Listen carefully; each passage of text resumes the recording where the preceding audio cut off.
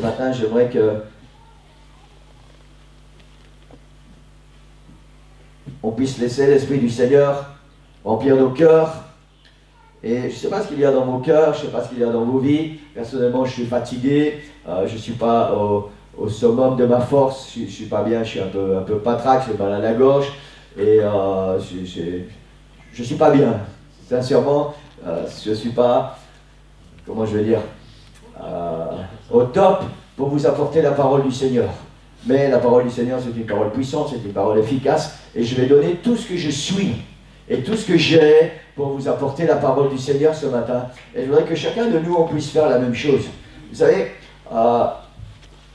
de temps en temps, vous devez me laisser faire mon travail pastoral. Ok? Et maintenant, pendant 2 minutes, vous devez me laisser faire mon travail pastoral. Parce que c'est ce que je dois faire, c'est pour ça que je suis là. Et je crois que quand on vient à l'église, on oublie la fatigue, on oublie les soucis, on oublie les problèmes, on oublie ce qu'on aime, on oublie ce qu'on n'aime pas. On est venu dans la maison de Dieu et tout ce que nous sommes, on doit l'offrir au Seigneur. Tout. Et on doit laisser la vie de l'Esprit remplir nos cœurs. Amen. On doit laisser la vie de l'Esprit remplir nos cœurs.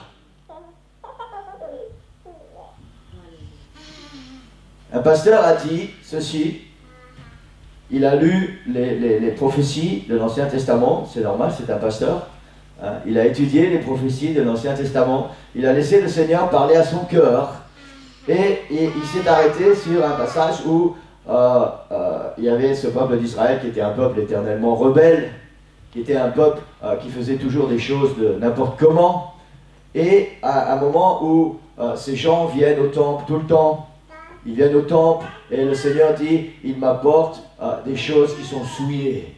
Ils sont là, mais leur cœur n'est pas là. Ils ne m'apportent pas des sacrifices. Et le Seigneur parle au prophète et il dit, est-ce que quelqu'un va se lever pour fermer les portes du temple pour que mon peuple ne vienne plus profaner ma maison? Et ce pasteur continue et il dit, je me demande aujourd'hui combien de portes d'église le Seigneur voudrait fermer. Avec cette pensée que trop d'entre nous, nous venons dans la maison de Dieu sans savoir ce que nous sommes venus faire. Nous venons avec le monde, nous apportons le monde, nous n'apportons pas notre cœur au Seigneur et nous repartons comme nous sommes venus et nous profanons la maison de Dieu. Cette maison est un temple du Saint-Esprit. C'est la maison de Dieu. C'est un lieu saint. C'est un endroit que le Seigneur nous a réservé pour nous bénir, pour répandre sa présence, pour répandre sa puissance, pour nous changer, pour nous transformer. Ce n'est pas un endroit où nous devons amener le monde avec nous. Et je crois qu'il est temps, Église, que nous puissions comprendre ça. C'est pour ça que Dieu dit, je veux que mon peuple soit saint, car moi, je suis saint. C'est pour ça que nos églises n'avancent pas. Parce que nous apportons le monde dans l'église et nous repartons comme nous sommes venus. Et nous profanons la maison de Dieu. Mais c'est des choses qu'on n'aime pas entendre. Et pourtant c'est écrit dans la parole de Dieu. Mais on n'aime pas vraiment entendre ça. Vous savez pourquoi? Parce que le diable a pris possession de nos cœurs, de nos pensées, de notre esprit. Et il a fait que nous puissions aimer ce qu'il nous apporte. Trop souvent, nous, enfants de Dieu, nous aimons ce que le monde nous offre. Et nous sommes remplis de ce monde et nous venons comme ça dans la présence de Dieu. Et quand on est dans la présence de Dieu, on ne peut pas se libérer parce qu'on est trop occupé, même dans la maison de Dieu, on est trop occupé avec toutes ces choses du monde. On n'arrive pas à se libérer. On n'arrive pas à vider notre cœur dans la présence du Seigneur pour lui permettre de venir changer nos cœurs, changer nos vies et pour que nous soyons libres du monde.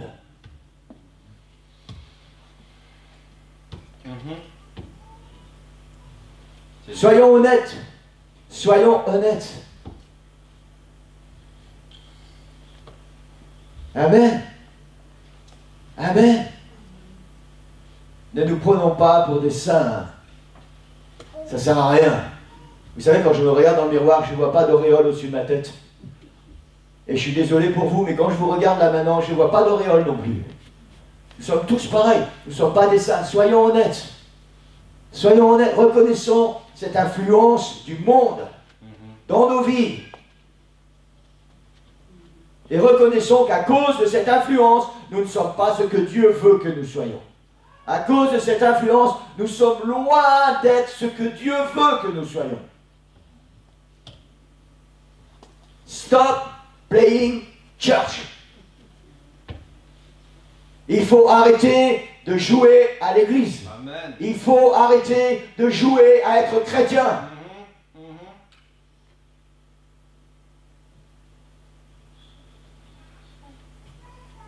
La Bible dit que nous sommes la lumière du monde, frères et sœurs.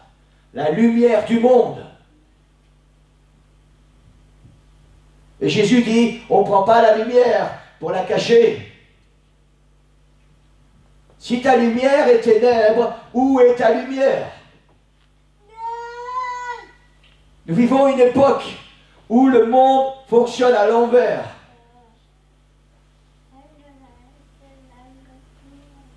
Au lieu que les enfants de Dieu soient la lumière du monde, le sel de la terre, et aillent dans le monde pour tirer les gens de l'enfer, de l'obscurité, et les amener dans la lumière du Seigneur, nous, enfants de Dieu, nous allons dans le monde et nous sommes attirés par les ténèbres du monde.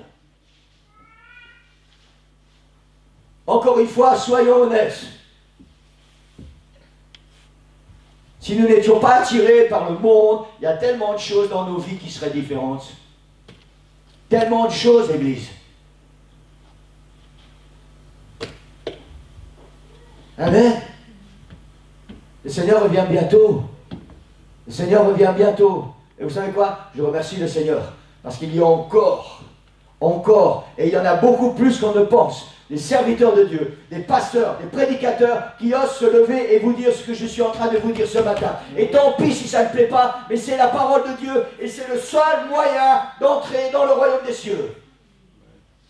La Bible dit qu'il n'entrera dans le ciel rien d'impur ou de souillé. Si ton cœur est impur et souillé, tu ne peux pas entrer dans le royaume de Dieu.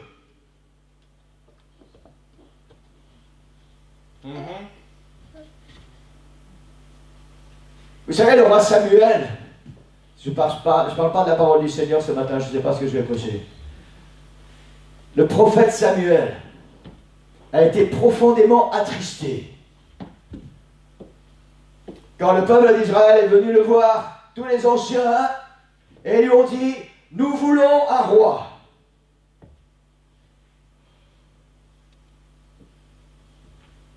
Samuel leur a dit, mais vous avez un roi. Vous avez le roi des rois. L'Éternel est votre roi. Amen. Et pour ceux qui connaissent leur Bible, quelle a été leur réponse? Comme les autres. Ah, nous voulons être comme les autres nations. Mais ce n'est pas possible parce que le Seigneur les avait mis à part. Le Seigneur les a choisis pour être un peuple mis à part, pas pour être comme les autres nations. Et pourtant, le désir de leur cœur, c'était d'être comme les autres nations. Amen. Et si nous réfléchissons à ça, pourquoi c'était le désir de leur cœur? Parce qu'ils savaient que Dieu est saint, et parce que Dieu est comme ça. Quand Dieu dit c'est comme ça, c'est comme ça. Et ils savaient très bien qu'un roi humain, forcément, serait différent de Dieu. Parce que c'est un homme et il n'est pas parfait. C'est juste. Et parce qu'il voulait ressembler aux autres. Nous voulons porter le royaume de Dieu autour de nous, mais nous voulons être comme les autres. Et vous savez quoi? Si nous sommes comme les autres, qu'est-ce que nous pouvons leur apporter qu'ils n'ont pas déjà? C'est juste. Amen. Amen. Si ton cœur est ténèbres, qu'est-ce que tu veux apporter comme lumière aux ténèbres? Si ton cœur est péché, qu'est-ce que tu veux apporter comme sainteté dans un monde de péché? Si tu es comme le monde, qu'est-ce que tu as à donner au monde? Amen. Amen. Rien. Ça aussi, c'est un signe de la fin des temps, ils disent. Amen. Amen. Les chrétiens veulent ressembler au monde. On a vu il y a quelques temps que le Seigneur Jésus a dit quand il va revenir, est-ce qu'il va encore trouver la foi? Ou dans les gens du monde? Non, non, non, il parle de son peuple, il parle de son église, il parle de ses enfants. Ouais. Est-ce qu'il va encore trouver la foi Ouais. chez ses enfants quand il va revenir? Et la Bible dit même que le Seigneur va avancer son retour à cause de ça, justement. Parce que sinon, personne ne sera sauvé. Amen. Mhm. Pourquoi ressembler au monde, Église? Pourquoi vouloir ressembler au monde? Pourquoi tellement vouloir aller en enfer? Parce que c'est ça qui se passe. La destinée du monde, c'est l'enfer, Église. C'est rien d'autre, hein. Il n'y a pas 36 destinations. Il y a ou l'éternité dans la présence du Seigneur, ou l'éternité en enfer. C'est l'un ou c'est l'autre. Et c'est maintenant, quand nous sommes dans ce corps, que nous allons décider, faire le choix de l'endroit où nous allons passer l'éternité. Amen. Amen. Amen. Amen. Amen. C'est plus le temps, Église. C'est plus le temps de jouer à l'Église. C'est plus le temps de jouer à être chrétien. Ce n'est plus le temps de croire que de toute façon Dieu est amour et il va me pardonner. C'est vrai que Dieu est amour. Mais est-ce que Dieu va te pardonner si tu persistes à pécher volontairement? Si tu persistes en sachant que le chemin que tu as emprunté n'est pas le bon chemin, et Dieu te parle jour après jour, régulièrement, le Seigneur te dit reviens, tu n'es pas sur le bon chemin, et tu continues parce que c'est le chemin qui te plaît, c'est le chemin que tu as choisi. Est-ce que tu crois que vraiment Dieu va te pardonner?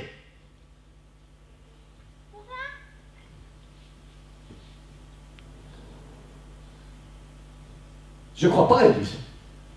Je ne crois pas. Et je vais vous dire pourquoi. Parce que le prix qui a été payé à la croix est un prix trop élevé. Trop élevé. Jésus a donné sa vie sur la croix. Il a donné sa vie pour nous arracher de l'enfer. Mhm. Je ne sais pas si on comprend ça. Et nous, volontairement, on y va en enfer.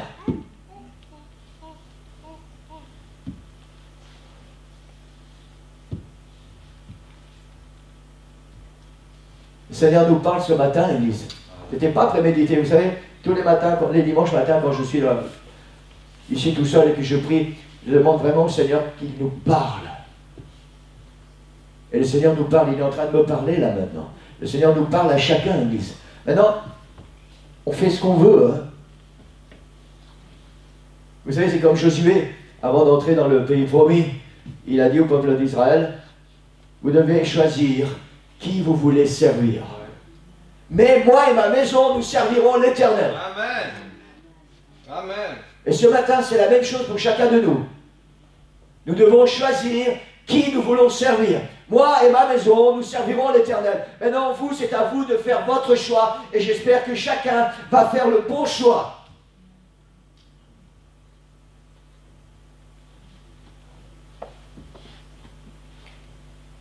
L'œuvre du royaume de Dieu n'avance pas. Pourquoi? Parce que les chrétiens sont trop occupés à donner leur temps pour les choses du monde et ils n'ont plus de temps pour le royaume de Dieu. L'œuvre de notre église, ici à Nivelles, n'avance pas. Pourquoi? Parce que nos chrétiens sont trop occupés à donner leur temps pour les choses du monde et vous n'avez plus de temps pour les choses de Dieu. Parce que nous sommes trop occupés à donner notre énergie pour les choses du monde et nous n'avons plus d'énergie pour les choses de Dieu. Parce que nous sommes trop occupés à donner notre argent pour les choses du monde et nous n'avons plus d'argent pour les choses de Dieu. C'est juste. Mhm. Parce que nous sommes trop occupés à donner nos pensées aux choses du monde et nous n'avons plus de place pour les pensées de Dieu.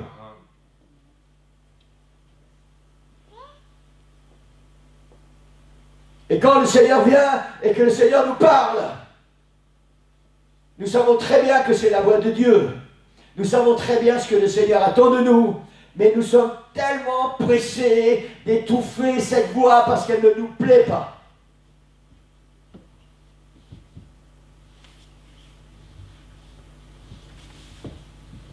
Où est ton trésor, la Bible dit? Là sera ton cœur. Où est ton cœur? Là sera ton éternité.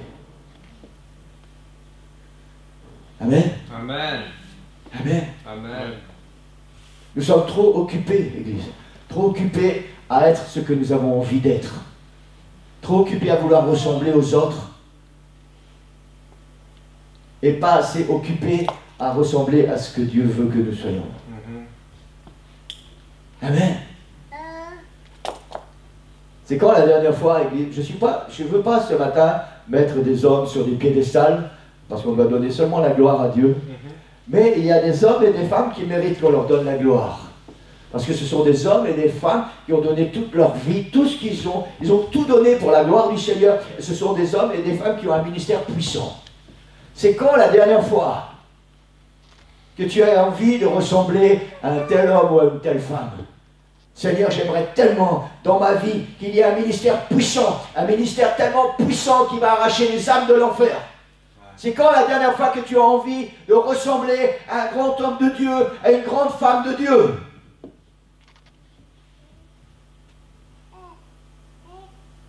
Amen. Amen.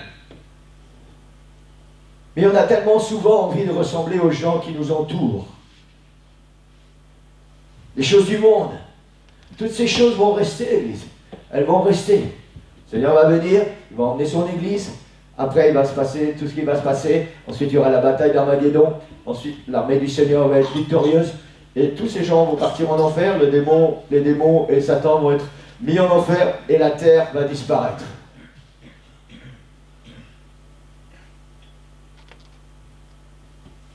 La Bible dit que si vous amassez des choses sur la terre, si votre cœur est dans la terre, vous n'allez même pas pouvoir en profiter après.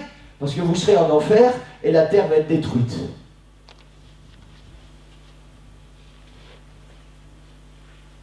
C'est juste un son, les gars. En tout cas, si on a la même Bible.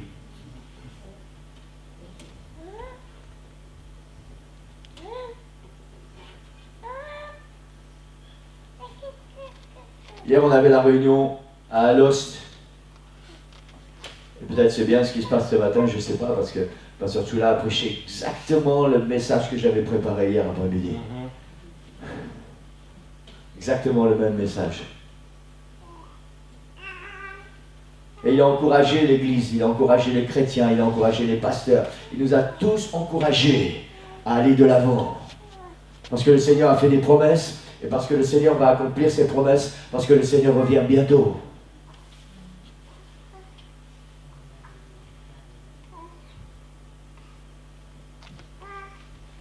Je ne sais pas où est notre cœur, Église. Je ne sais pas où est notre cœur ce matin. Je ne sais pas quels sont vos désirs.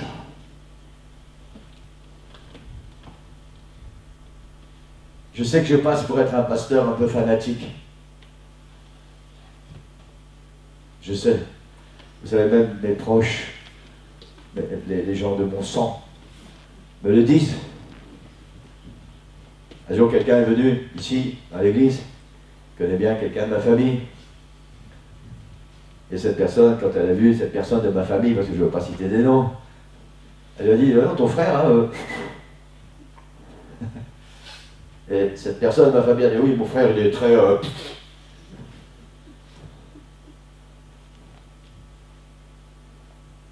Mais je ne crois pas, Église. Je ne crois pas. Je ne crois pas. Quand je regarde comment Jésus s'est comporté quand il était sur la terre. Vous savez comment il était, Jésus? Il était... Il n'a jamais fait de compromis avec qui que ce soit C'est juste. ou avec quoi que ce soit. C'est juste. Amen. Quand on lui a amené cette femme qui avait été prise en flagrant délit d'adultère, elle méritait la mort. Jésus lui a donné le pardon et il a dit quoi? Ah, va, mais ne pêche plus. Quand on a descendu devant Jésus, ce paralytique, on a fait un trou dans le toit, on a descendu. Qu'est-ce que Jésus a fait en premier? Pardonnez ses péchés. Il a dit tes péchés sont pardonnés. Amen. Pourquoi? Parce que le Seigneur ne peut pas et ne veut pas partager notre cœur avec le péché. Amen. Amen.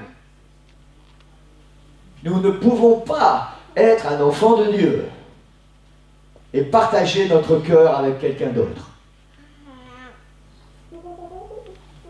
Amen. Amen. Le Seigneur appelle ça de l'adultère. L'adultère. C'est comme si vous, les maris, vous avez une maîtresse. Excusez-moi, mais c'est exactement pareil. C'est comme si vous, les femmes, vous avez un amant. Est-ce que vous croyez vraiment que les maris, nous allons supporter que nos épouses aient un amant? Est-ce que nous, les hommes, on va vraiment croire que nos épouses vont supporter qu'on ait une maîtresse? Et pourtant, c'est ce que Dieu supporte régulièrement avec nous, enfants de Dieu. Seigneur dit, vous êtes adultères, parce que vous partagez votre cœur avec le diable.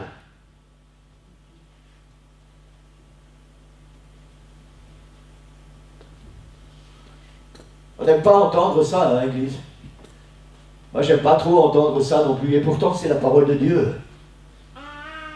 C'est la parole de Dieu. Le Seigneur a donné cette parabole au sujet de l'Église. Et tout le monde connaît cette parabole. Le Seigneur dit, le royaume de Dieu, c'est comme 10 vierges. Les vierges, c'est symbole de pureté, c'est symbole de l'Église.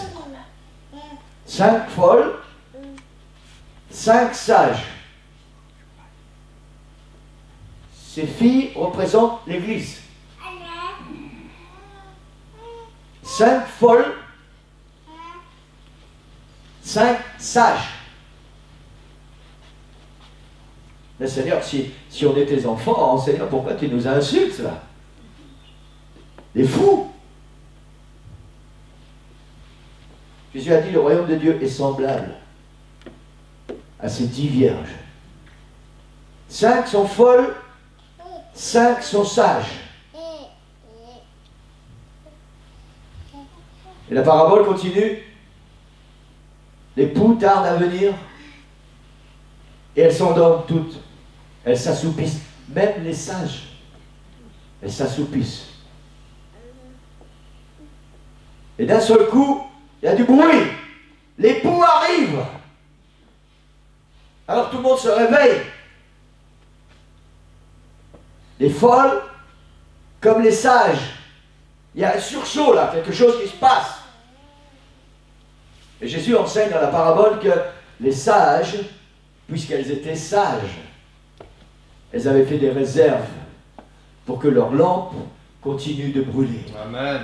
Amen. Elles avaient des réserves pour que la lampe continue de brûler. Parce que le Seigneur vient chercher des lampes allumées. Amen. Amen. Les folles n'avaient pas de réserve.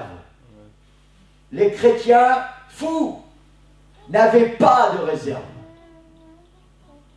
À d'autres endroits, le Seigneur emploie l'expression insensé. N'avaient pas de réserve d'huile. L'huile, c'est le Saint-Esprit pour allumer leurs lampes.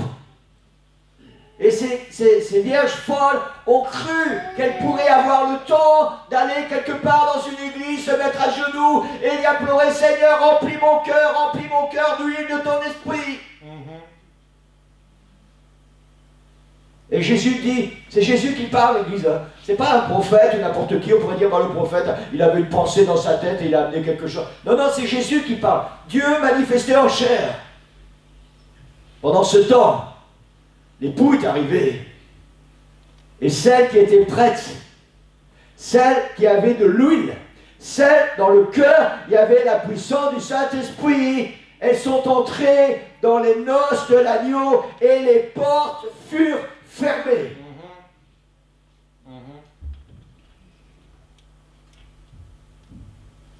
Depuis que je suis gamin, j'entends prêcher sur cette parabole. J'ai entendu des prédications de tous les styles, de tous les genres. La Bible dit, les portes furent fermées. Et ces folles, les vierges folles, ces chrétiens insensés, qui n'avaient pas fait une réserve d'huile dans leur cœur, qui n'étaient pas près du Seigneur, qui n'avaient pas fait leur priorité de leur vie spirituelle. Ces chrétiens insensés sont revenus, mais la porte était fermée. Elles ont frappé à la porte et on leur a dit, c'est trop tard. On parle de l'Église, on parle des enfants de Dieu, on parle de nous, Église. Amen. Est-ce que nous sommes des chrétiens fous, insensés, ou est-ce que nous sommes des chrétiens sages?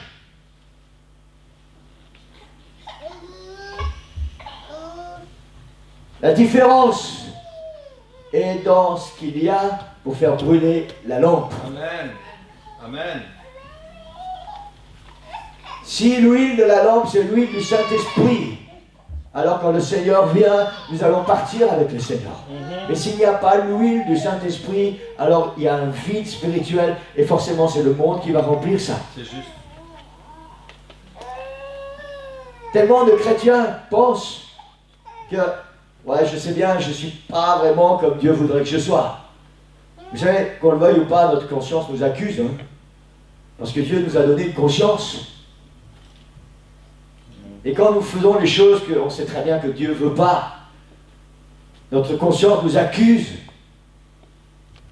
Oui, mais un jour je vais le faire. Un jour je vais vraiment faire ce que Dieu veut que je fasse.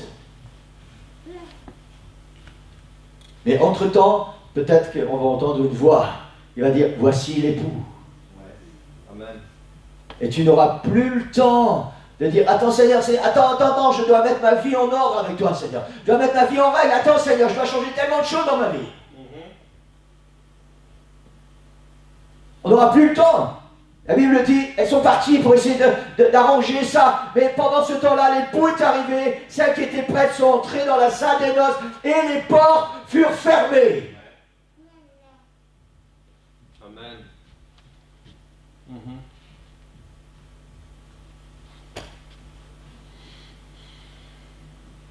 Ne croyons pas, l'Église. Ne croyons pas, c'est dans la tendance, c'est dans la mouvance. La communication interdénominationnelle. Je n'ai rien contre les dénominations. Je n'ai rien contre tout ce qui se termine en iste ou en isme. Catholicisme, protestantisme, pentecôtisme et tout ce que vous voulez. Mais dans tout ça, le Seigneur a une seule Église. Une seule Église.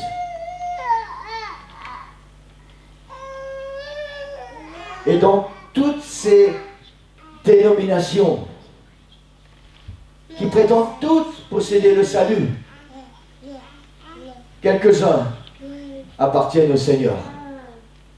Et quand le Seigneur va venir, tellement de ceux qui font partie de ces églises vont n'ont même pas réalisé tout de suite ce qui se passe. Parce qu'ils vont voir qu'il manque.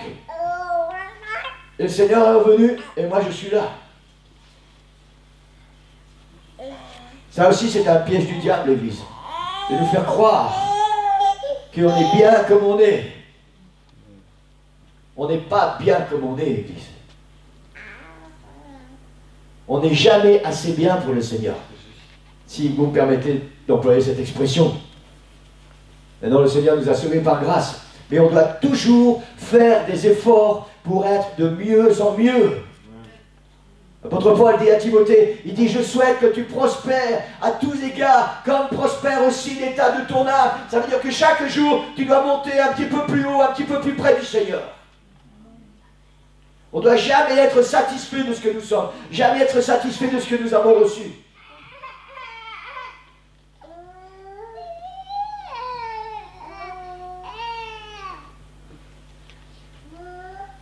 Vous savez, il y a des moments dans mes nuits où je ne dors pas, où je suis tellement... Comment je vais dire ça? J'ai un fardeau pour l'Église.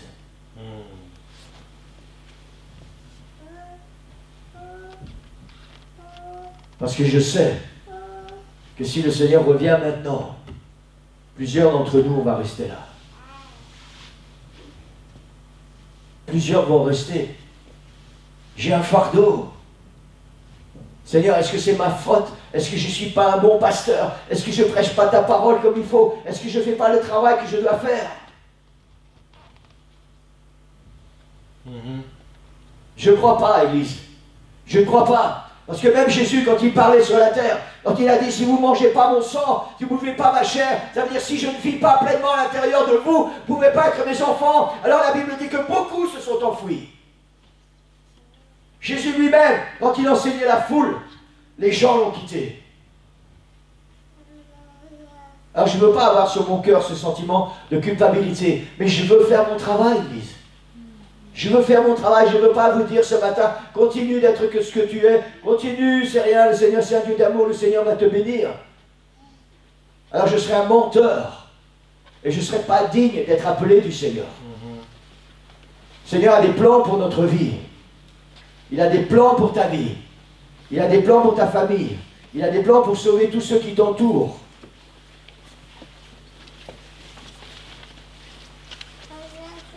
Tu peux venir, c'est difficile. Les choses sont tellement différentes ce matin. Hein, normalement, avec la prédication que j'avais sur mon cœur, j'avais demandé à Sœur Nicole de descendre plus tôt parce que j'avais besoin de l'autel. Mais on va quand même faire l'autel. Et je sais ce matin que le Seigneur parle à nos cœurs, Église.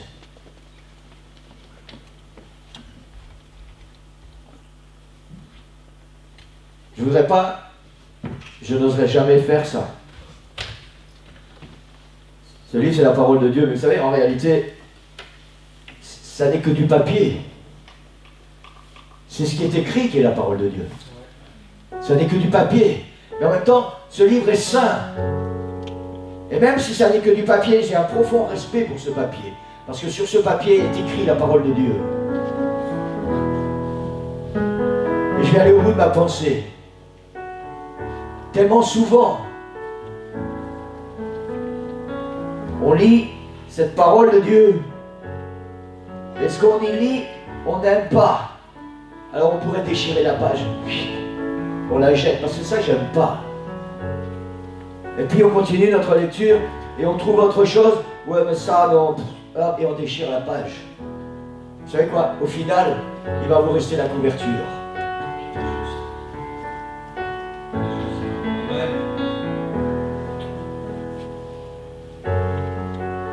Qui sommes-nous pour nous permettre de savoir si ce qui est écrit là c'est bon ou pas? C'est bon, puisque c'est Dieu qui nous l'a donné. Amen. Et si c'est écrit, c'est pour notre bien.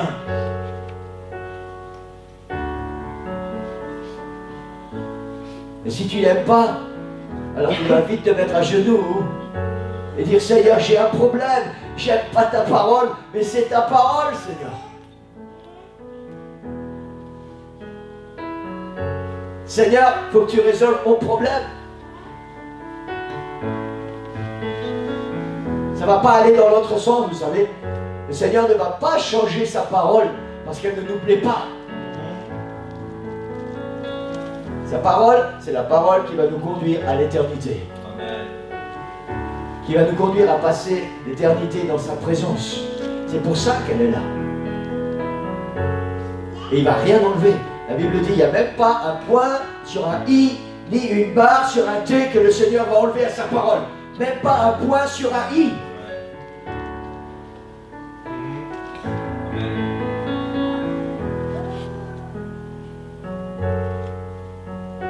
Le temps est venu, Église, de conquérir. Peut-être dans 2 semaines, je vais prêcher le message que j'avais pour ce matin. Le message, c'était « Donne-moi cette montagne ». Quand Caleb dit à Josué « Donne-moi cette montagne ». avec toutes ces villes fortifiées, avec tous ces géants. Et Josué dit, Caleb dit à Josué, mais si l'Éternel m'est favorable, alors je vais conquérir cette montagne. Amen. Alléluia. Le temps est venu, Église, pour nous conquérir. Le temps est venu. Le temps est venu d'arrêter. Stop playing church. Le Seigneur parle à quelqu'un ce matin. Stop playing church. Arrête de jouer à l'église. Arrête de jouer aux chrétiens. Arrête de te satisfaire toi-même de ce que tu es. Arrête de croire que tu peux faire ce que tu veux et quand même continuer de me plaire. Amen.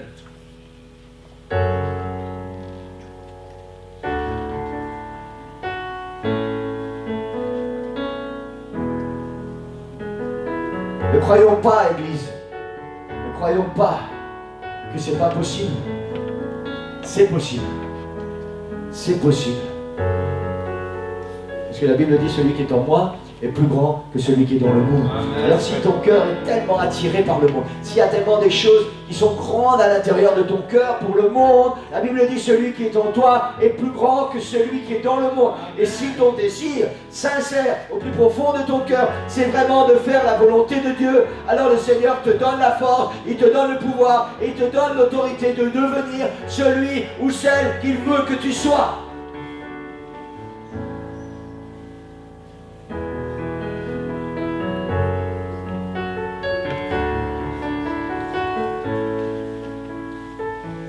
Les chrétiens plus âgés,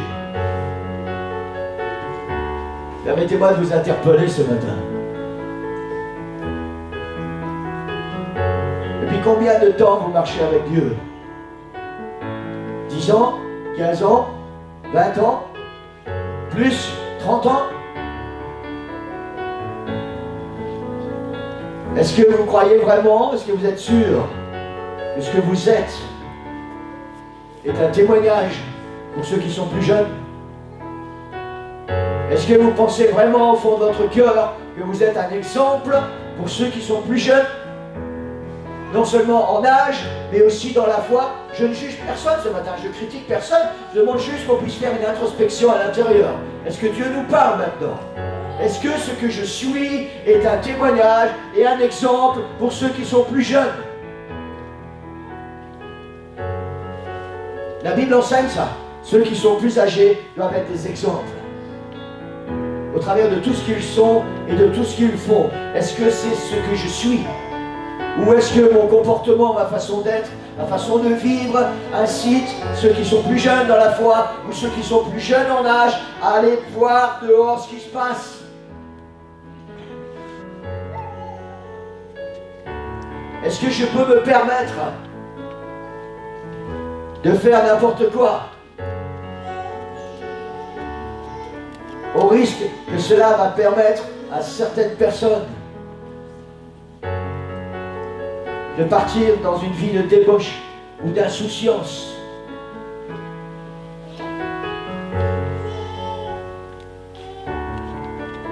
Je veux pas élever les gens, je n'aime pas élever les gens. Et vous savez, quand je regarde sur Linda, pour moi c'est un exemple. Je ne sais pas ce qu'elle fait dans le privé. Je ne pense pas qu'elle ait une double vie. Je ne crois pas.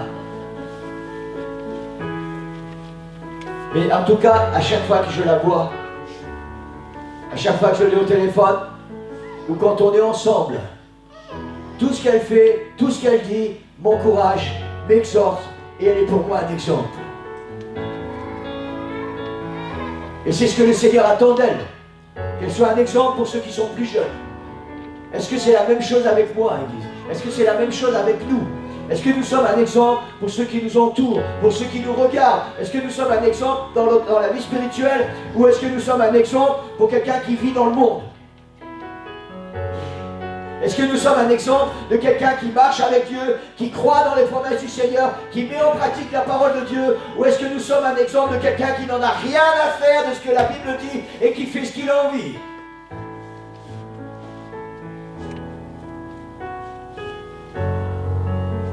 Seigneur nous parle ce matin, Église. Stop playing church.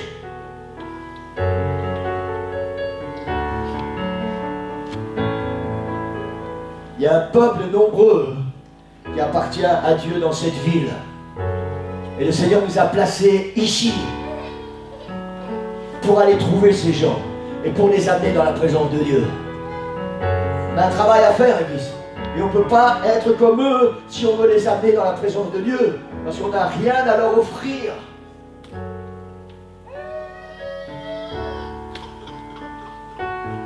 Ces gens ont besoin que leur vie retrouve de la saveur. Et la Bible dit, si le sel perd sa saveur, si nous, enfants de Dieu, n'avons plus une vie salée, si nous ne pouvons plus assaisonner la vie de ceux qui nous entourent et qui ont une vie fade, alors qu'est-ce qui va se passer?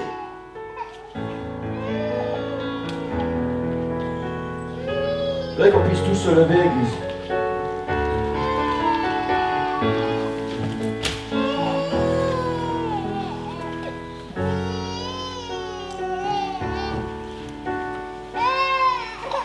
Je sais que j'ai pris beaucoup de risques ce matin à laisser parler la voix du Seigneur dans mon cœur.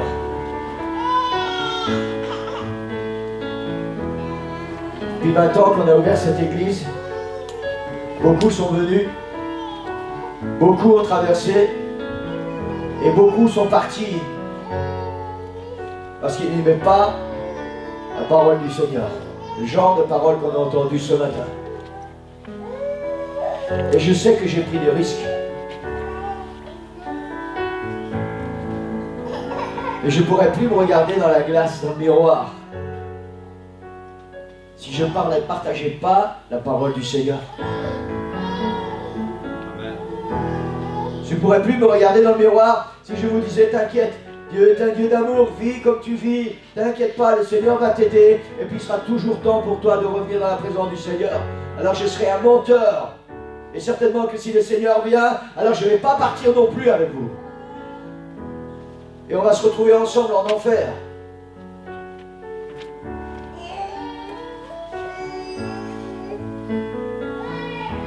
Je prends des risques ce matin, Église. Mais ça m'est complètement égal.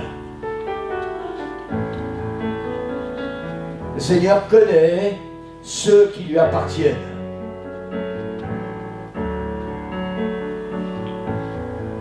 Et si tu es sincère ce matin, si tu aimes vraiment le Seigneur, peu importe si ta vie n'est pas conforme à ce que Dieu veut, le Seigneur te donne l'opportunité maintenant. Mais si tu es sincère, alors le Seigneur va te bénir.